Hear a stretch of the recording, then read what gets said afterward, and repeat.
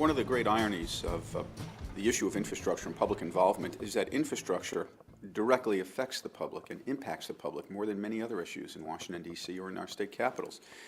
Most Americans have at one point or another sat in traffic, or if you're from Long Island, it's not one point or other, it's almost between every point you sit in traffic. That's costing our economy $115 billion a year in lost productivity. Many Americans have sat on an airplane, hearing that they're fifth or sixth or 10th for takeoff because of air traffic delays. Many Americans have lost their job.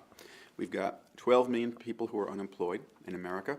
We've got 153,000 bridges that are falling apart. In the past, what we would have done, is taken those people who are unemployed and train them to help rebuild bridges or design bridges. And so infrastructure touches so many Americans. If you have a job, you're losing productivity because of bad infrastructure. If you don't have a job, there's an opportunity to get a job working on infrastructure. And yet the topic has for too long been largely ignored. And that's because we have not framed it as a daily event, a daily impact on people's lives. And we've got to do a better job doing that, which is why I'm so thrilled with your group and this website.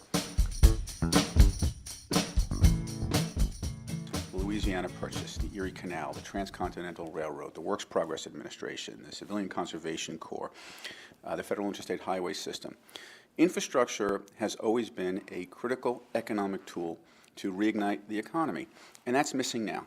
These challenges are probably greater and graver than most other economic challenges that we have faced, and the only thing that's missing is the kind of response we've had in the past. And it's particularly serious when you compare what we're doing to what our global competitors are doing. China will invest $200 billion in high-speed rail. Spain will invest $150 billion in high-speed rail.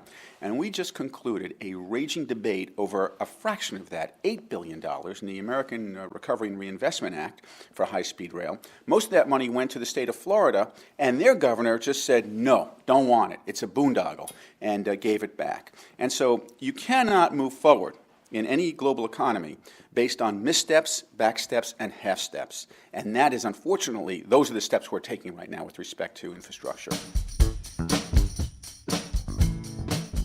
I think that we, unfortunately, we take a step forward on infrastructure and then, for a variety of reasons, end up taking 4 or 5 steps behind. And I'll give you an example. The administration has done a very good job in suggesting that we make investments in infrastructure. And yet, last week, the Republicans in Congress offered a continuing resolution that essentially dismantles our infrastructure, zeroes out funding for high-speed rail, slashes funding for water quality, clean drinking water. Now, you cannot make the argument that we can rebuild America, but not make the right investments. And so we have a compromise that we're suggesting, because we don't have unlimited funds, and we understand we've got to tighten our belts, but we think that the tightening should be fair.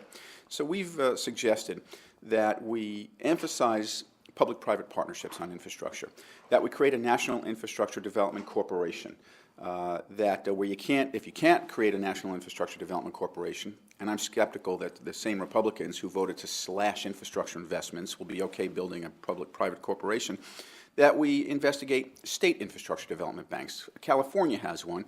A fairly small capital outlay resulted in over $33 billion in infrastructure improvements in California. And so I'm hopeful that this conference and our allied groups will develop a proposal for a New York State Infrastructure Development Bank, which is something that is sorely needed by our state economy. We'll rebuild bridges like the Tappan Zee and others and put New Yorkers back to work. Well, infrastructure is not just a jobs program. It is much broader, much deeper, and much more strategic than that. There's a reason why China has invested $200 billion in high-speed rail. There's a reason why India is doubling its port capacity. There's a reason why Israel is trying to make obsolete the internal combustion engine and put gas stations out of business and replace them with battery swap-out and battery recharging stations. The reason for those things, it is a matter not just of job security, but of national security. It is a matter of long-term economic security. Every homeowner should understand this. When you own a home, you want to protect your investment. Well, we own a country, and we should protect that investment, which means improving the quality of our assets over the long term. And that creates jobs, which is a pretty good byproduct of asset protection.